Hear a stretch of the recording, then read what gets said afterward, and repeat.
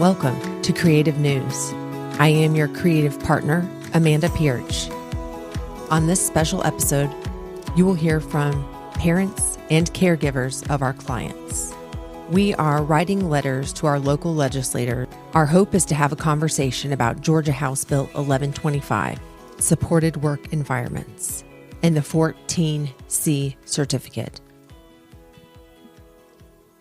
I am now going to read aloud, verbatim, letters that were written to our local legislators.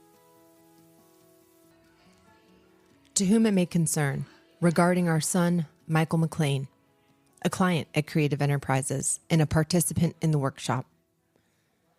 As people involved in the lives of individuals with handicapping conditions, we are sure our goal is to provide the best opportunities for each person as it relates to their personal ability and disability. With that, we want to explain our son's situation and his need to be able to participate in a workshop experience. As parents, we understand the disabilities and limitations of our children. Of course, our desire is that our children will excel to the limit of their ability. We all wish we had children who were able to work in the public place. At Creative Enterprises, those who can are encouraged and helped to do so. Some clients come to Creative and with proper training and assistance are able to move on to regular employment. However, there are some clients who are unable to do that, but they still have a strong desire to work.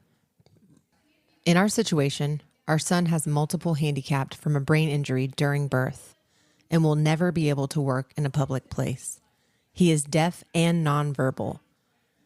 He is able to use some level of sign language, but is not competent enough for regular conversation. He has cerebral palsy, which limits the use of his hands. His cerebral palsy also affected his mouth and throat area, which caused a drooling problem. He has difficulty eating and his food always has to be cut up in small pieces.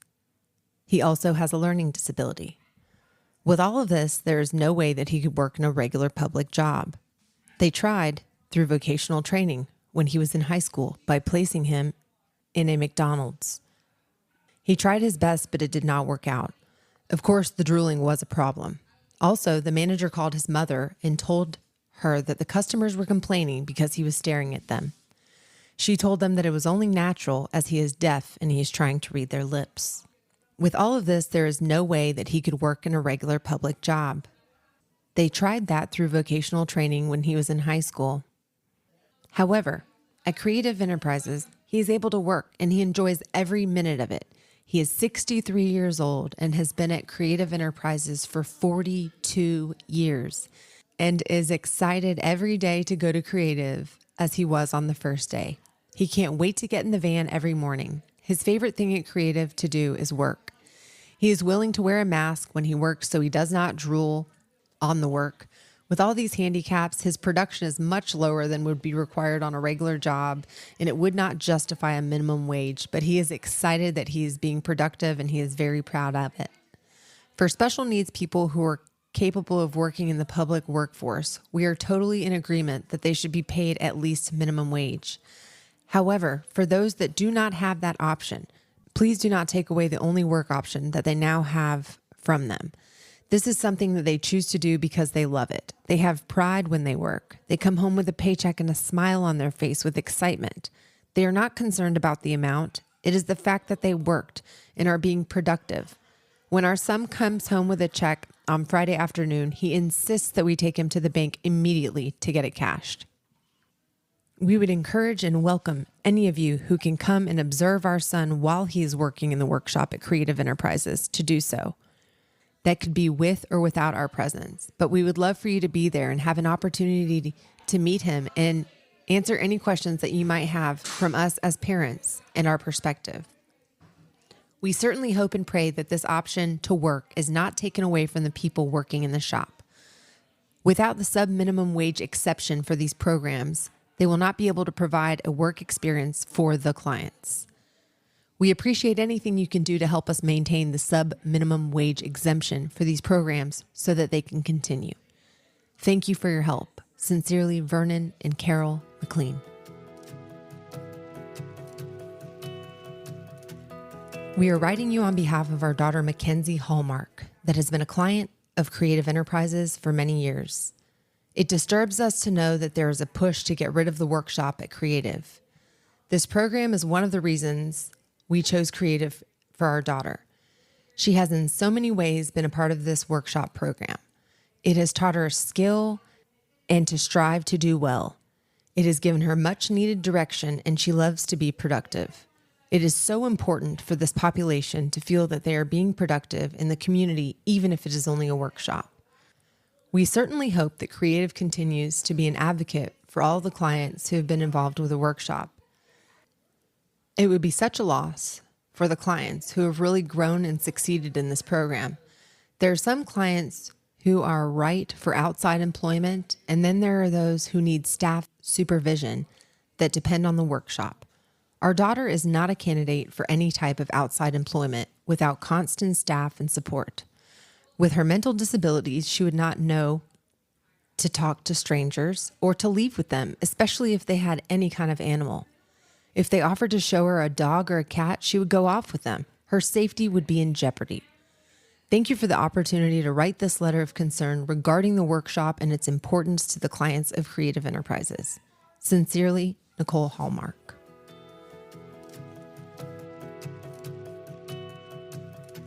My 36-year-old daughter doesn't understand about money, but is happy to get paid from the work that she does and she is able to do.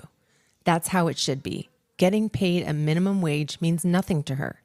She feels rewarded with her sub-minimum paycheck. She would be devastated if this workshop closed. It means everything to her.